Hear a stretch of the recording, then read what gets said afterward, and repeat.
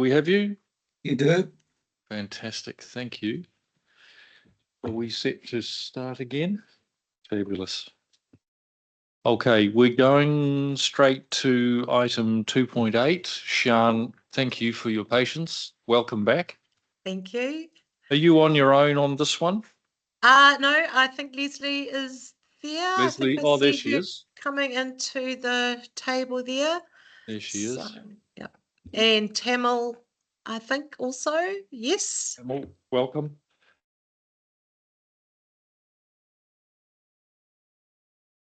Okay. We'll hand straight to, are you going to drive this, Sian? I'll let Leslie do some introduction first. Yeah.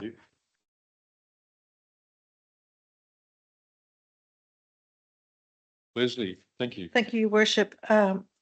What you've got before you is a draft submission that staff are recommending be made on the Ministry of Business, Innovation and Employment's proposal on making it easier to build granny flats. So we put this together. It's sort of cross organization submission. We've pulled in commentary from across the organization, but our submission is largely aligned with the Taituara submission on this issue, which we received the final version of yesterday. So we're in quite a lot of alignment with that submission, which has been put together. It's a sector's view on this, and that Taituara submission also has had quite a lot of input from specialists, planners, etc. The building sector across the country. Thank you. So, I'll leave it to Sian to answer any detail, and Tamil also will have input from a district planning. Aileen, did you have some comments that you wanted to make, or are you happy to? Okay. Tamil, anything from you before we go to Sian to field questions and discussion? Microphone. Our submission is, to a certain extent, does align with the local government submission, basically. And possibly I might just mention too, the issue of DCs might come up around, financial contributions for granny flats, and there is a mechanism proposed within the legislation to deal with that, but it's almost like an honour system, so I'm not sure how effective that will be in its current form that it's proposed in. Do we need to get more detail on that? Is that likely to be a question that councillors? Well, let's go to the discussion, and if there is more information needed around the DCs and how that works, that might come up. Peter and Rika, did you have your hand up? Happy to have a chat about it. Just want to listen to what the conversation is. Have you got a conflict of interest, Rika? No. Okay.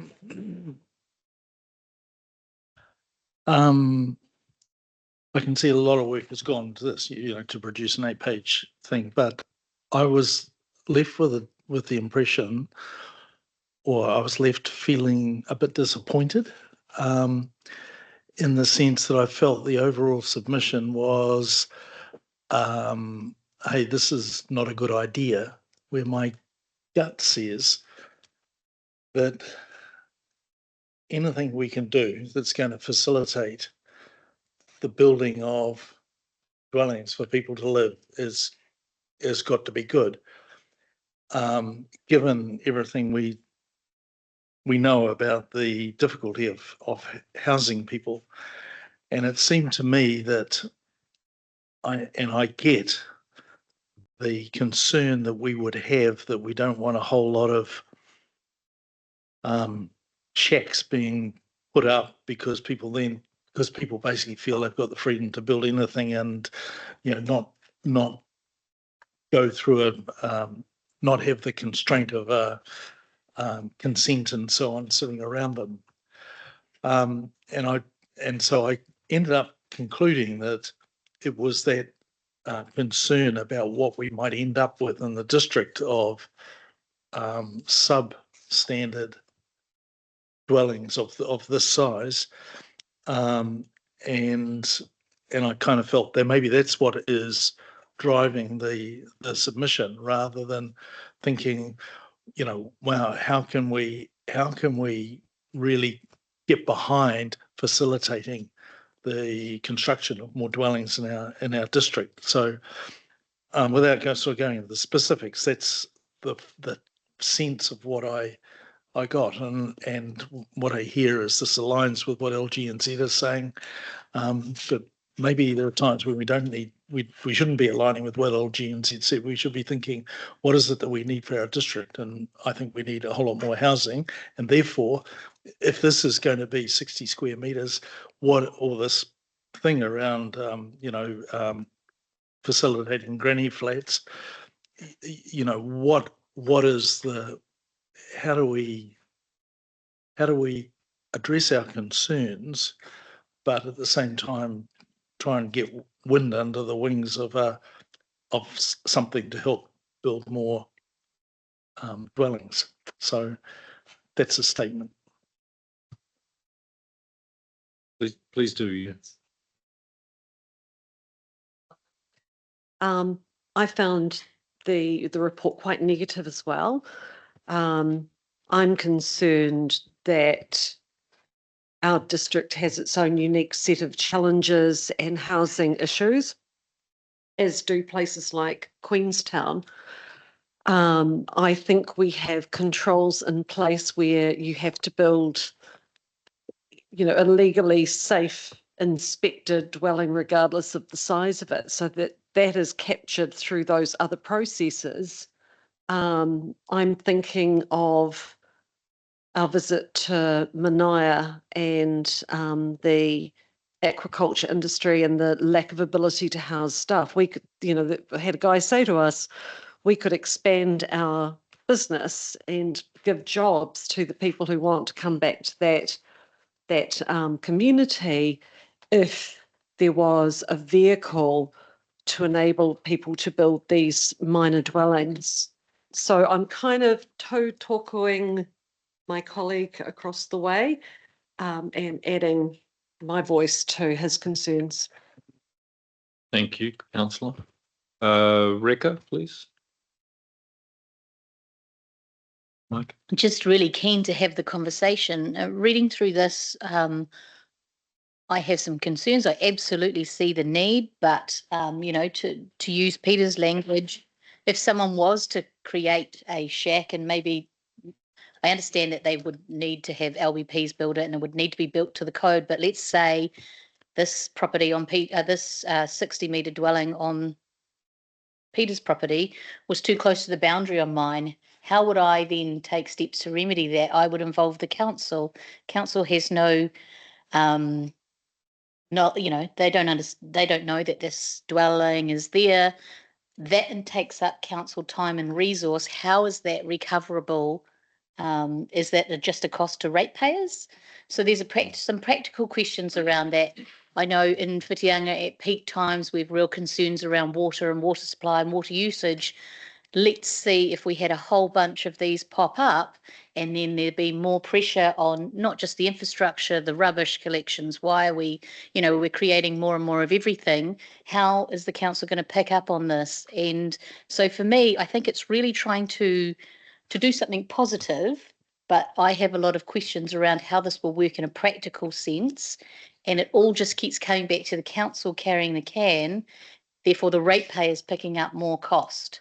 So I would really like to understand those. Also, the draft response, problem 1, the first sort of paragraph, I would really challenge that whether the council disagrees that housing affordability is a problem. I would actually think that council should agree with that. So I just think some of the wording needs to be looked at there. And it talks about Thames specifically in terms of having and their housing stock, but I would like to see this address the issues of the entire district. Thank you, Rekha.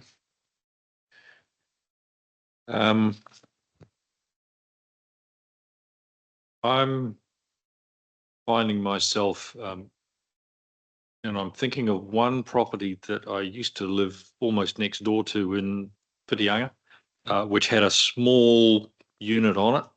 And then within a space of about 3 months, there were 5 on it. none of them connected to services, none of them with bathroom or kitchen facilities in them. I think we need to be mindful of the risk exposure, and I think Rick has highlighted something that we also need to be mindful of is what are our remedies if things go pear-shaped, what are our remedies and where do the costs land? I think it's a really relevant point. We've seen from the whole leaky homes thing that councils in that situation were often the last man standing. Are we at risk of going in or being in that situation again? So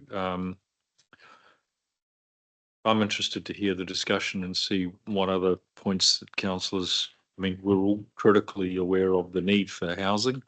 I think there needs to be a measured approach. And I'm interested to hear the other comments that councillors have to say. Terry.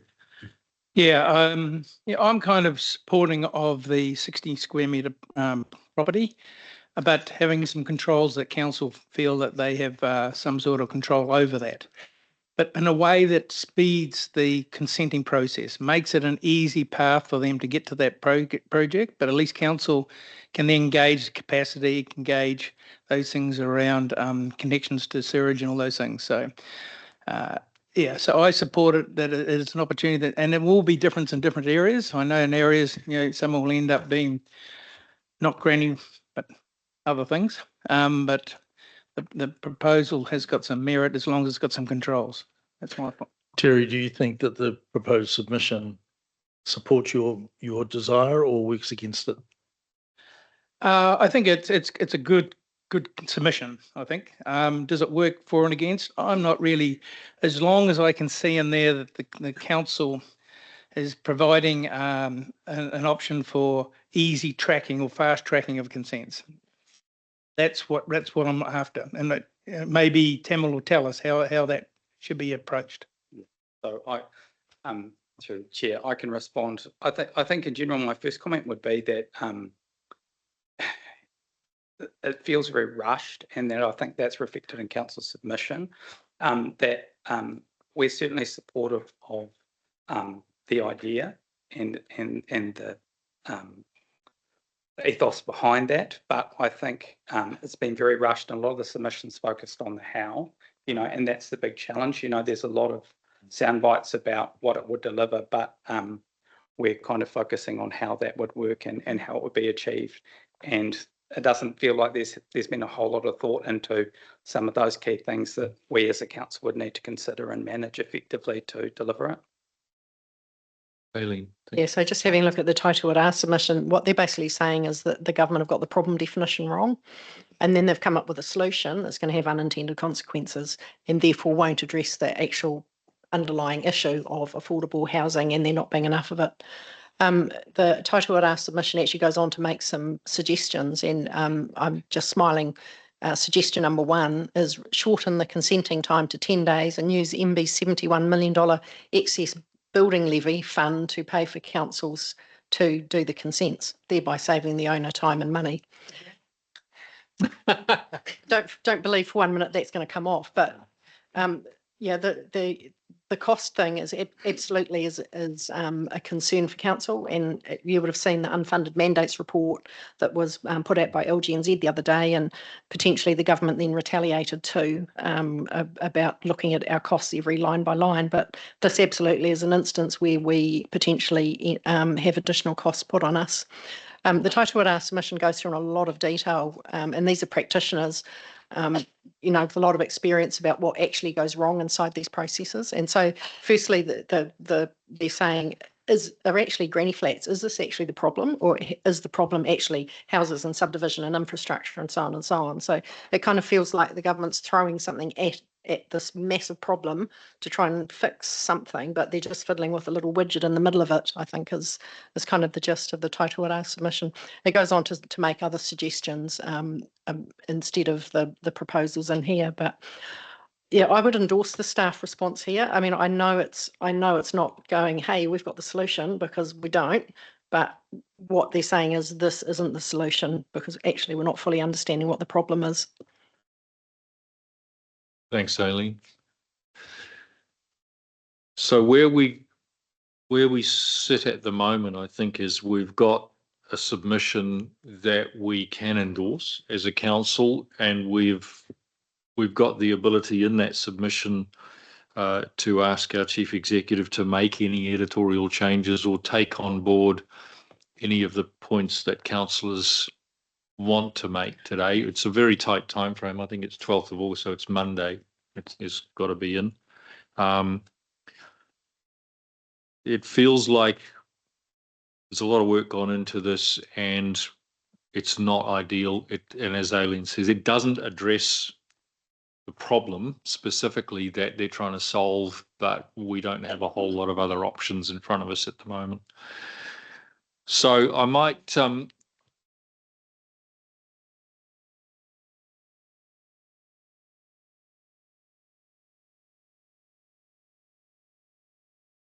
just call for a mover and a seconder for the resolutions as written, and test that councillors are happy to move forward. So I think we've had Martin moving, and are you happy to second it?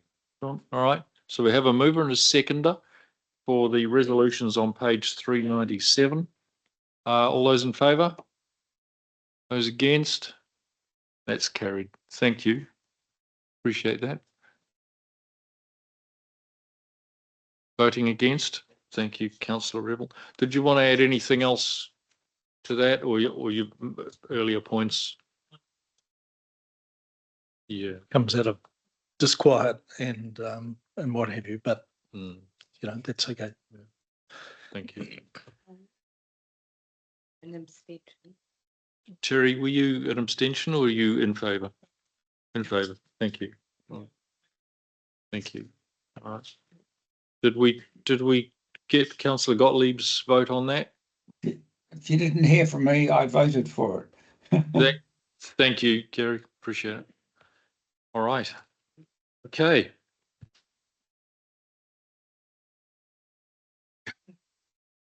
In spirit. You're not getting the vote now. Item 3.1, Whangamatā Flood Modelling Communication Plan, which is page 411. And can I just put in Mo's apologies? He needs to be somewhere else at the moment. So Brett is flying solo, so better make sure we look after him. Thank you. Brett, welcome. Welcome. Good morning, or afternoon. Sorry, it was supposed to be morning. Sorry, one more thing. Could I just note we put this in the information only section of the council meeting. We had quite a big discussion about actually, is there anything in here that requires a decision? And the advice was there isn't, but we felt it was sufficiently important that council saw it and understood what was happening, and we were transparent about what was proposed.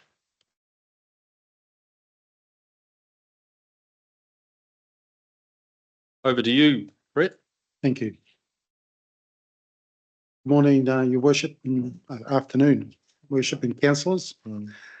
Purpose of the report is to inform council of the details and implementation of the communication plan that we have developed for the release of the stormwater flood levels of properties in Whangamatā. This report follows several workshops that we've had with council in October last year and May this year to review details of the flood model, how other councils have released this information, and discussion with council insurers re the implications of the flood model information.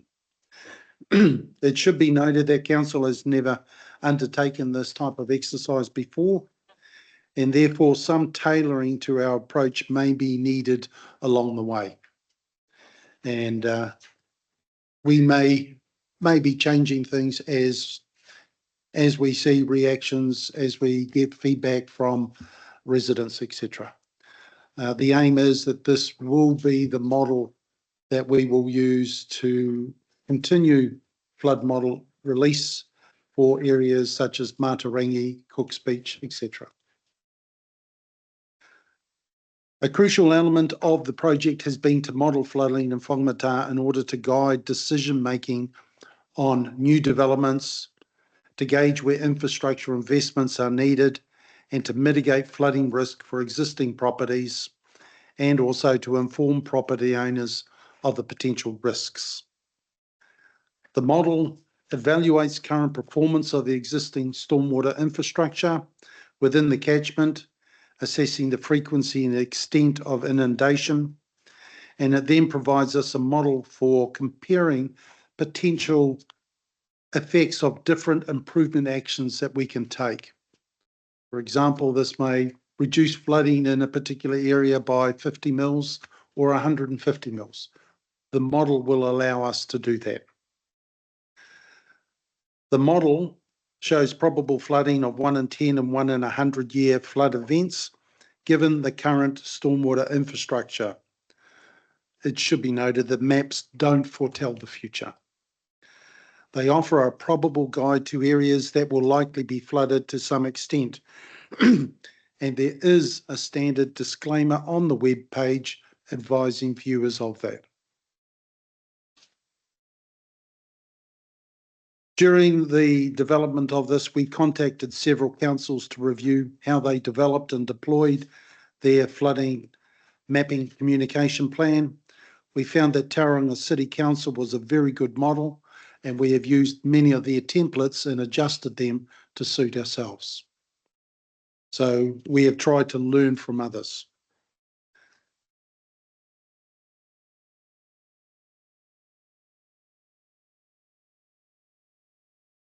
Some of the main risks associated with the flood inundation mapping, as discussed with our insurers, were council reputation and cultural and community impact. We believe the communication plan that we have developed addresses many of those issues, but those risks still remain, but to a lower level.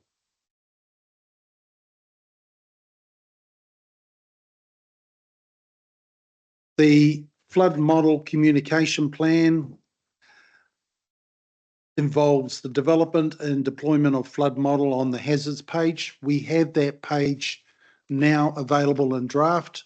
We've been going through it, and we are still modifying or fine-tuning that to make it easily to use for people. We're developing models of how they can go in and access it and ask questions. The development and issue of letters to ratepayers, we have just gone through an exercise of developing those. We are doing a legal review next week. They've already had an input initially. We have now finalised those and going for a final review with them. We're looking at having project information packs for ratepayers, including frequently asked questions. We've developed those frequently asked questions, and I appreciate the support of Michael in doing that. It's quite a meaty document, probably about 4 pages long, but I think we need to have that level of information to address many of the issues people will have. It's no point having not enough information and asking questions. I would rather have slightly more. We are looking at web page, radio, media, press release at the start of the communication plan. We are looking at having multiple drop-in sessions for ratepayers to answer, so we can answer their questions. We will also deploy this, I would say, the project information pack to customer services, and we would also like to spend some time with the community board as well as potentially affected councillors so that they are fully conversant with it before we release that. We will be going through again with legal and confirming the general flooding statements that are entered onto LIM property reports. We've looked at several other councils. They have very generic statements, and I believe there are quite a few of those statements already on LIMS. I think, Your Worship, you mentioned that there was one on your property. Yep. So we just want to be consistent with what we put on there. And we will also brief other TCDC staff, etc., for example, at the front desks, etc., to make sure they know where to go for information, as well as That'll be at Thames and Whangamatā. I do wish to make an apology here on our implementation plan in attachment 1. We updated the document, but unfortunately the report got updated, but the attachment didn't, and the dates in there are not correct. Right, some of you may have noticed that. We are looking at sending out letters and emails in September, press releases in September, open days September, October, and online webinar September, October. Any questions? Rebecca, please, and then Councillor Grant. Thank you. I know that this will be of interest to those outside of Whangamatā that are potentially going through some stormwater works themselves. So it's great that you've said that sort of the project overview information and the frequently asked questions will be available for anybody that is interested. So I think that's a great thing. And I would just like to put my hand up and say, when you have your drop-in sessions, absolutely, I think it'd be really nice if you let all of the councillors know, because I certainly would like to be there to support the team when they're working with the community. Thank you. Thanks, Rebecca. John. Thanks, and obviously a lot of work's gone in, so acknowledge that as well. I just wonder whether there are other flood models available around the place, particularly Waikato Regional Council, and there can be some.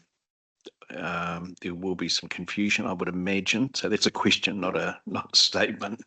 Yes. So I wouldn't mind some comments around that. And I understand the perspective you have from an insurer's point of view here in regard to the need to disclose and fulfilling that obligation. But likewise, have we had any advice in regard to the impact that it could well have on the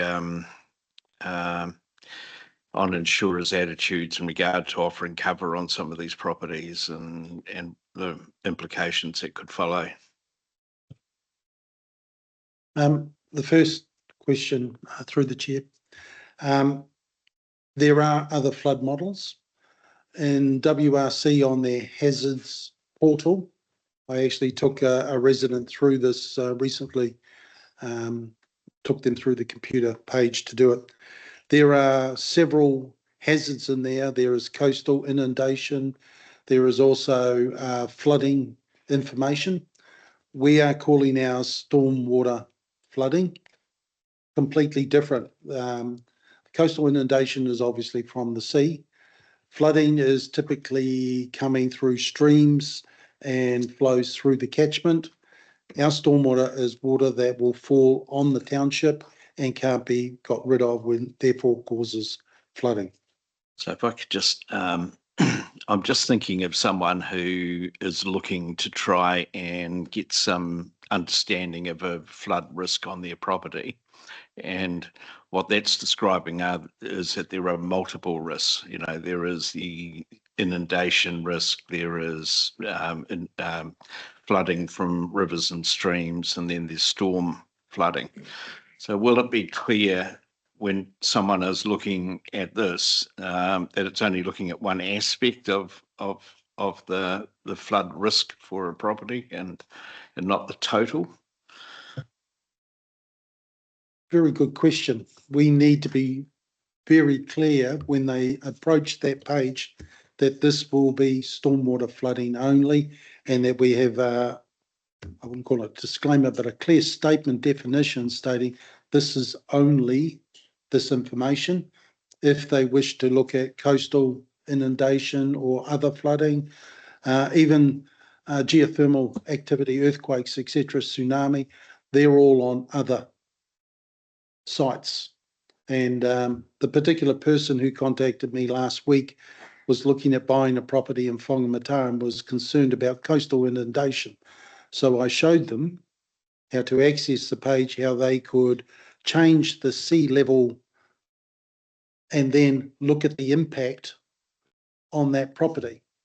And they did ask me, what is the level I should be using to look at the risk. And I said, that is your due diligence. I'm afraid I can show you the site, but you need to work through your own self. What are the levels of sea rise that I will see in this location with storms, etc., and then make your decision as to whether you think it's acceptable or not. We've got to be very careful that we don't advise people.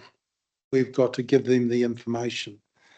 On the second thing with the insurance, I'm not sure whether we can actually answer that question. That is up to the insurers to do it. What we have been advised is by our insurer that it is prudent. I can't quite remember the words they used. There was a specific, yeah, they used a certain words to say, we need to make this information available for people. It must be available. It is not prudent to not make it available. So, and the insurer, they also stated that insurers will use this information. So potentially it will impact. Thanks, Brett. We've got Delhi, and then I'll come to Gary, please. So thanks for all your hard work there, Brett, and you're not asking for any money, so I'm really impressed. Not yet. Not yet. And obviously this is a template, Whangamatā's first cab off the rank. I think for councillors who aren't part of a stakeholder group in this realm of stormwater may not understand how clearly this is stated around what the team is reporting on and what they're analysing and the information that they're working on together with. So I sit on the Austin Drive and the Whangamatā stormwater records on the Cook's Beach. I think there are no illusions from those people who are the core of that cooperative team working on the topic. So I'm confident that that will be communicated out through the channels in this plan in the correct manner so that any of us can defend council's position there and saying, well, we're not actually advising you on earthquakes or spontaneous geysers or anything else. I've got faith in this process and really appreciate the stakeholder group system. Thanks, Delhi. Gary. Yes, Brett. It's only been about 3 weeks since Williamson Park was the initial work was completed. Has it been long enough to see anything that you're feeling good about or concerned about with what's happening there? The reports back that we have had from residents as well as some of our staff is that the water levels at Williamson Park have quickly dissipated. The lake will fill, but quickly drain of water up stream of that, even up to the golf course. Water is still apparent during storms, but within an hour or two is disappearing. So the work that we've done there has been very much appreciated by people and is working very well. I still think we've got a little bit of work to do there about the quality of the water coming through, but we're only just starting to sample. And also we are looking at the implications of groundwater as well, because I do notice there is some small amount of water left in the bottom of the pond, but that is probably due to a higher water level. Thank you. Thanks, Brett. So the recommendation or the resolution in front of us is to receive the communication plan. Unless there's any further discussion. Thank you. Thank you. So Councillor Connell, Councillor Gary Percival seconding. I'll put the motion. All those in favour? Thank you. That's carried. Thank you. Thanks, Brett. Much appreciated.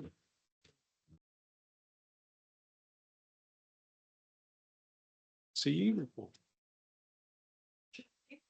Yeah, I think we do. Let's Just me. No, it's not just you.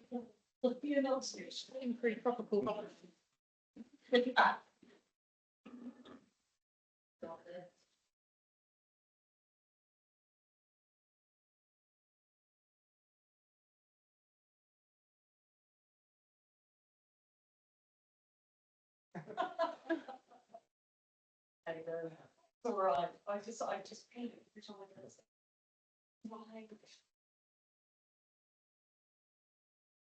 Len, can I just check something? During that, Brett had said the dates on that implementation plan weren't Mhm. right. Yep. But we've just approved the implementation plan with the wrong dates. You're just receiving it. We're just receiving it. Okay, thank you. And that I think the team have noted those amended dates. Yes, through the chair, we'll also get a link to the updated version and we will attach that to the minutes. But thank you for keeping an eye on that, Councillor Rodley, much appreciated.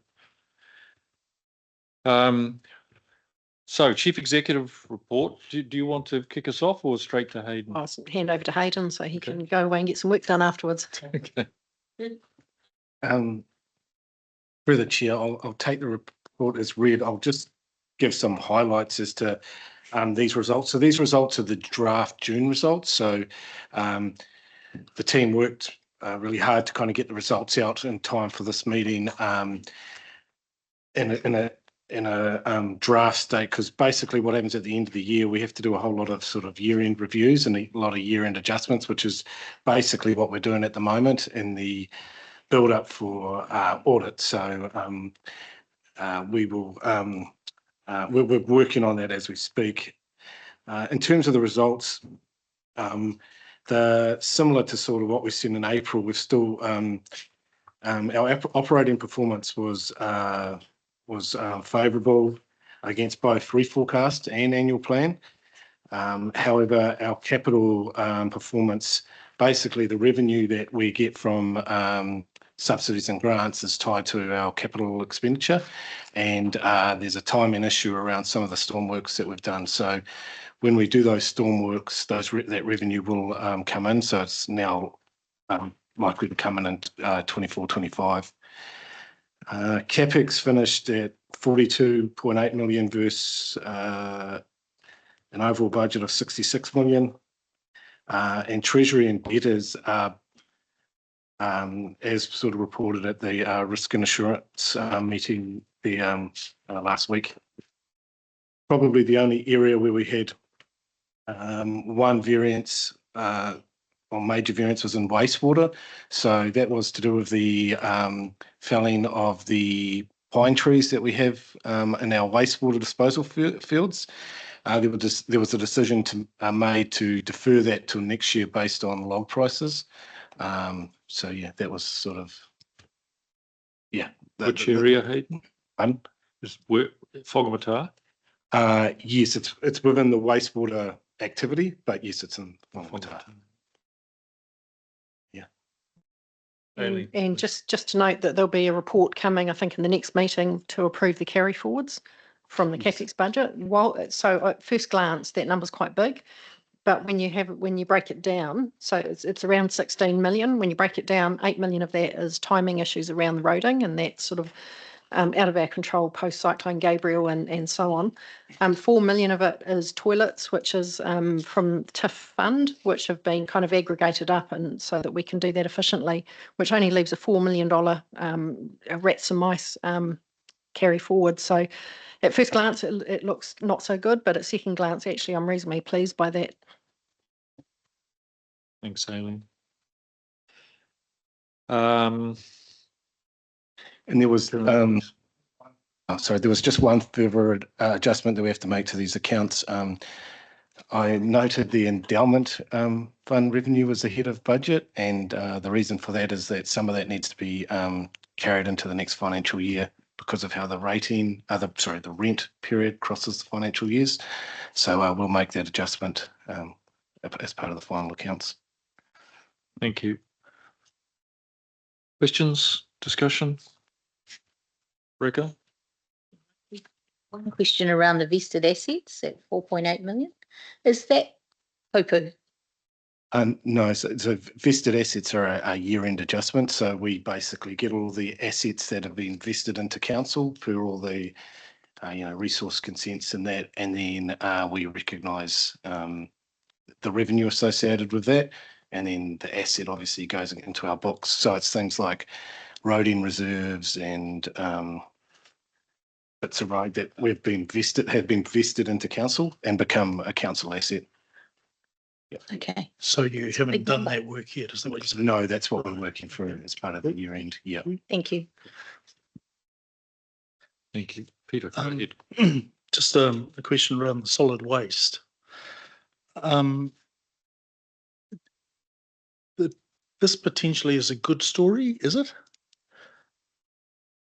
Because the revenue is down, and we understand why the revenue is down, but also the expenses are well down, and we're doing waste in a different way. And is this a kind of a good story? We're doing waste in a different way, and by the way, that's my question. And if it is a good story, then we should be telling people about it. Yeah. I think it's in two parts. I think it is a good story, but I also think when we were doing the budgeting, we didn't have the, we did the best we could with the data that we had, and we didn't have data on collecting bins and whatnot. So, yeah, I think it's a two-part one. Really. I'll go a bit further. I think there is a good story. I think there's also, now we have experience, we need to reset a few things. And I had a third part, but I've just lost it again. Yeah, so it's a mix. It's good. It's good and a story of adjustment as well, given our experience and data. It would probably be interesting to look at it with a year comparison rather than just looking at it against budget, but actually what is the waste story this year compared with what it had been in the previous year. And there's a detailed report coming for the 3rd of September that Mo's been working on for a number of months now, fleshing out all the ups and downs. Oh, and that was the third part. There's probably some need to have a relook at how we rate for waste in the rating review process. Right. Yeah, I agree. And your comment before just about the 509 versus 365, that's a year-end adjustment, which will happen. Yeah, it's a journal. We probably should have done it. Yeah, it's a journal we've got to do. Yep. Thanks, Hayden. Terry? Yeah, my question, if we just go back, it's maybe Aileen just talking about the carry forwards. The 24 odd million, you broke it down into some lumps. Is it mostly roading? 16 million and 8 million is roading. Roading. And 4 million is the toilets and the TIF funded toilets. Okay, and the rest is just small stuff that's been carried over. So will that budget for this year, it'll go into that budget for this year, won't it? It'll go over the top of that budget. Yeah. So what are we talking the number this year then?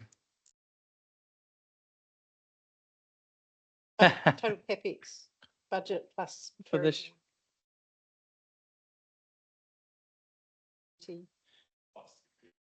80 plus. Okay. 80 plus. I think the base budget's about 50 mil. So again, I think it's around 50 million. Around what? 50, 50.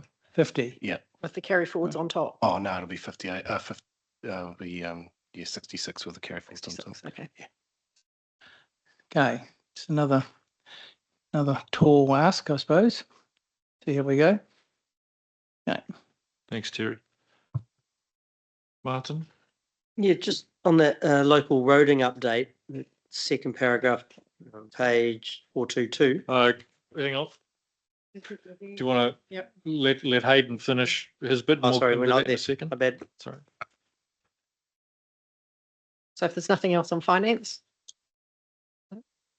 Thanks, Hayden. Thank you. All right. Yep. So Lagoima's really pleased to see so many that say closed. In fact, now the team can spend a bit of time looking at their processes and do some work while things are quiet, and potentially start doing some proactive material release. Page 442, I've attached into the document for your information, the output from a debrief session that we had with the GMs and activity managers on the LTP. So we managed to put this on one page, but there was about an hour of discussion at that meeting and then a subsequent hour of discussion in the leadership team to reduce it down to those sorts of bullet points. So welcome any feedback from you, probably outside of the meeting. We did discuss perhaps having a debrief of councillors, but I heard the view, we did what we had to. Is there any point in debriefing? But welcome any feedback. We think the process went pretty well. We adopted on time. So we met the requirements. There's certainly some learnings and certainly some things that would have been helpful had legislation not changed mid-process and so on. But I think we recorded pretty well what the staff view was. Has Stephen got any comment on you'd like to give to the meeting on how it's going with his relationship with Whangamatā and what's going on? Was he part of that discussion? I'm talking about the LTP at the moment. Oh, GPS. Okay. Why don't we let Aileen just. Yeah, I'm just trying to pick finish up. I her. thought you was talking about Whangamatā and the GPS. No, I was talking about the LTP Okay. Right. on page 442. 442 Yeah. at the top. Yeah. 442. 442. Yeah. Okay. Who has? Yep. Carry on. Aileen, do you want to take questions on this as you go? I or don't just- mind, yeah. Okay, Peter, go ahead. Thanks. So Aileen, on the stop issues, I assume objective isn't some application we use, is it? Yeah, okay. Have you got a plan or have staff come up with a plan is how those things are going to stop? Like, what's the plan to stop burning the midnight oil? What's the plan to stop last minute changes? Yep. Yeah, good question. Stop making last minute changes might help fix the don't burn the midnight oil. So just in terms of the making last minute changes, that's a discipline amongst particularly the senior staff who would see a report starting to go to the agenda and go, but that's not perfect, I need to change that. And there was a couple of instances, I think, where we made changes without fully informing council, where council looked at that and went, hang on, we're confused. How did that happen? Staff are making changes. So I think the discipline questions for us.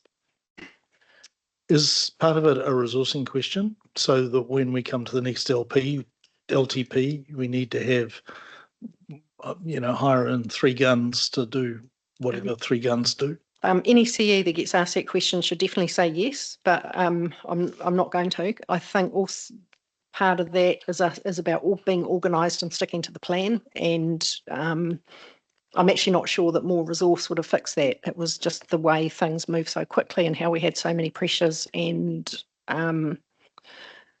objective breaking was really unhelpful. So that was sort of unforeseen. We'll get that right next time.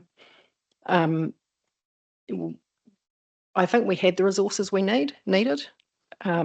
Maybe BOU was suffering because those resources were deployed into the LTP. So maybe on that basis, you might say yes to that question. But yeah, no, I'm not sure that we could have fixed that with more resource. I think Brian, who wasn't burning the midnight oil, wants to say something. I was just, if you don't mind, I was going to say, I think the discussion was some of the things in improve and start would fix the things and stop. So when you talk about what the plan is there, some of those last minute changes was due to phasing that we've identified that we need to start doing better earlier. And so I think that's kind of where the conversation has gone. So I tend to agree with Aileen that the last minute changes in the midnight oil will stop if we get onto what we call it the hamster wheel, but essentially as we start to deal with things earlier and more strategically and not reacting when something comes up at the last minute, I think that will fix those problems. Yeah, thank you. Good point. Okay. Right, road to recovery. Road to recovery. Yep. Yep. So the recovery plan is going to the Sustainability Committee next week. Oh gosh, is it 2 days time? Correctly. Okay. And Stephen's here if he wanted to speak to this at all, but no, it's. Okay, so Thursday. So we did have the announcement of the Pepe Bridge. We also had the announcement last week of the 21 million. We still have got to see the regional land transport plan come out. Although I don't think we have a high level of confidence that's going to have anything in it for us. Stephen was just adding up the numbers over the last couple of days that the district has seen as a result of Gabriel. I think we got to about 150 million all up is what the district has seen, taking into account the State Highway 25A and the roads and the fixes and so on. So that's a reasonable number that's gone into the local roads, not local roads, state highways. Can you just hit your button for the moment, Terry, please? Thanks. And so the MP put out a little statement saying there's 3 bridges that have been passed. Those other 2 aren't in our district. Is that right? Well, I think the statement said 3 bridges in Coromandel.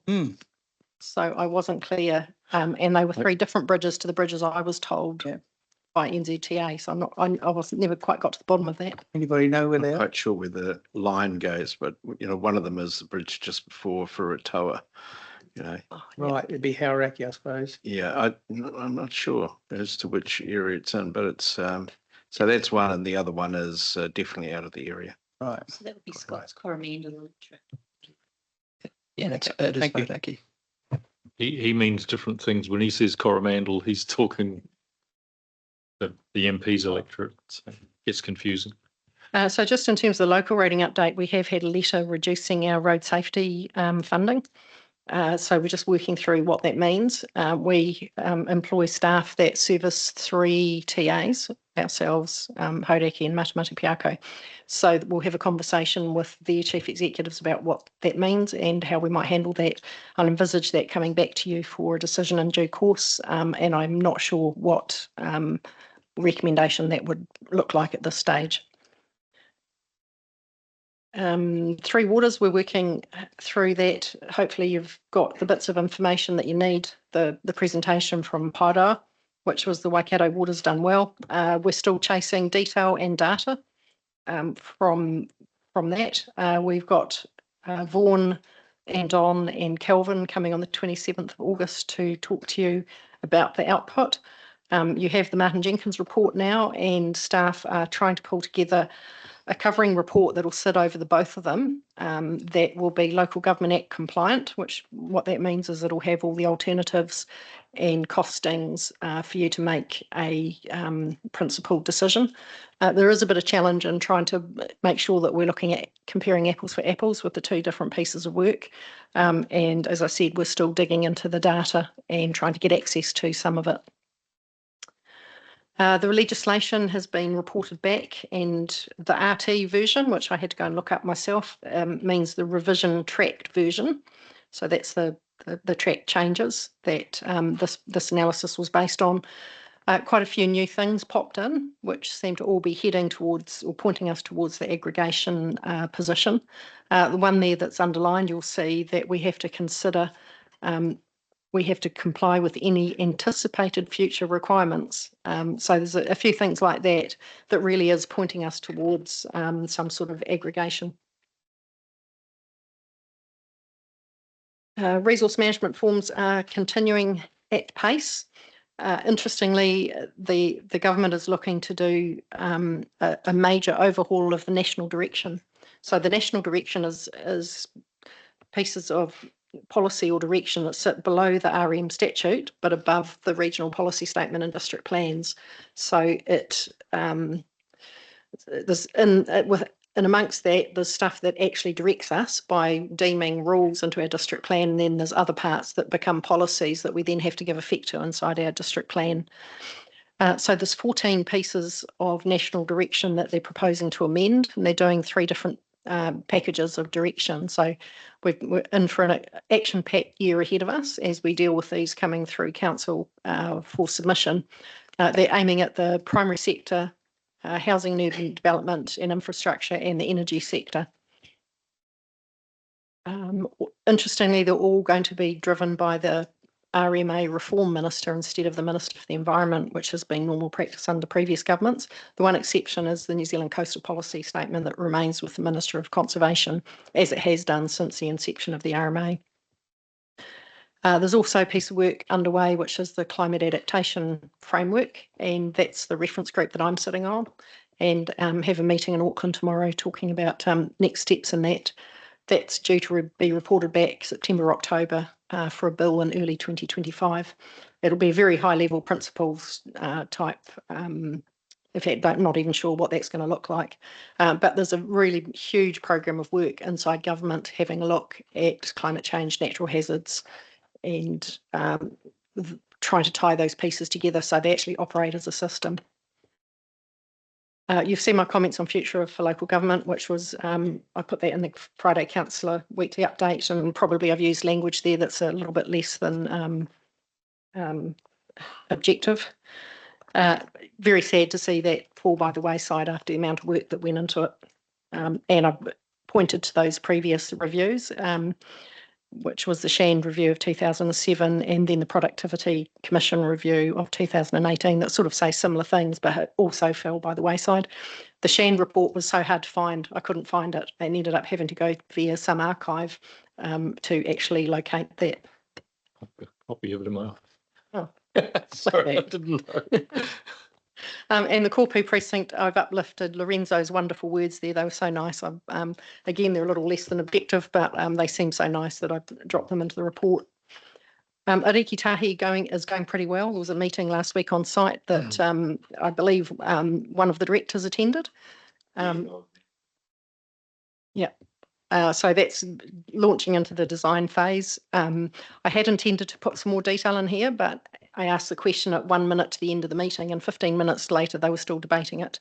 There was nothing significant to debate. It was just everyone wanting to have their say on what was said. So I've backed up, and the company will make some statements in due course, properly signed off, rather than me just trying to do a brain dump out of the meeting. And that's it for my CE report. So happy to take any questions on any of that. I have a question. John Grant, please. RFSs. Yep. So I just want to understand a little bit about why they're not there. Is it a shift to community boards for updating locally, or? That's a good question. I'm going to turn around and ask my acting GM, and he's probably going to say, I don't know. Yes, you've predicted that. Well, I don't know. I will look into it, but I do see that the most recent community board round was the first time the community board got that detailed reporting. So that could be the shift. Would you like to see it in both, or are you happy seeing it at the community board level? I would love to see a summary of it at a district-wide level as to how things are performing, and I would also really encourage the community boards to continue to receive their local information. Okay. So, and the piece that I'm always after is just the aging analysis of how we're clearing things. Yeah, excellent. Just two other points too. I forgot to mention the road recovery. Stephen and one of the Andrews from NZTA will be talking to the community boards in the next round or the round after of meetings.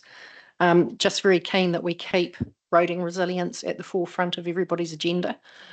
Because while government may move on and go and do other things, we're still going to get storms and we're still going to get road closures, and it's really important that we keep that at the forefront until we start to see some decent investment into it. And the second point was that Mo and Ian are also going to go around the community boards and start talking through the three waters and what's going on in that space. That seems important. That feels like there's a missing link there with the community understanding what's actually going on in the three waters area.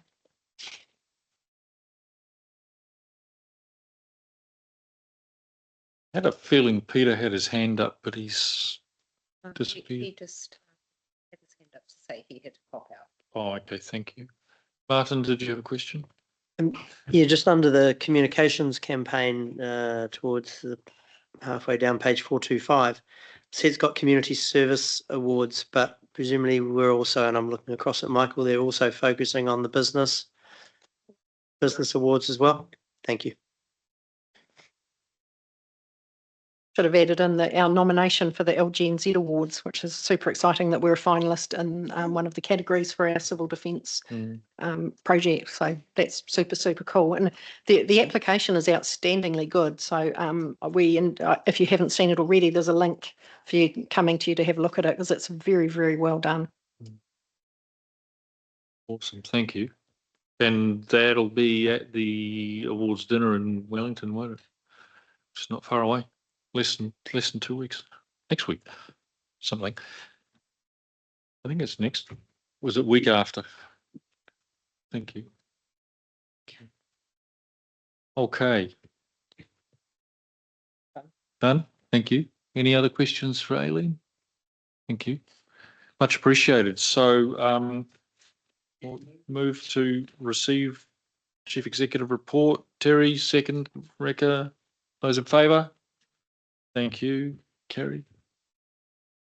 Mayoral Report, which is really just the usual update about activities. Thank you. Thank you. All those in favour? Thank you. And can I get a mover and a seconder, please, to go to public excluded? Councillor Grant, Councillor Gary Percival, all those in favour? Thank you. We'll take a moment just to get ourselves ducks lined up.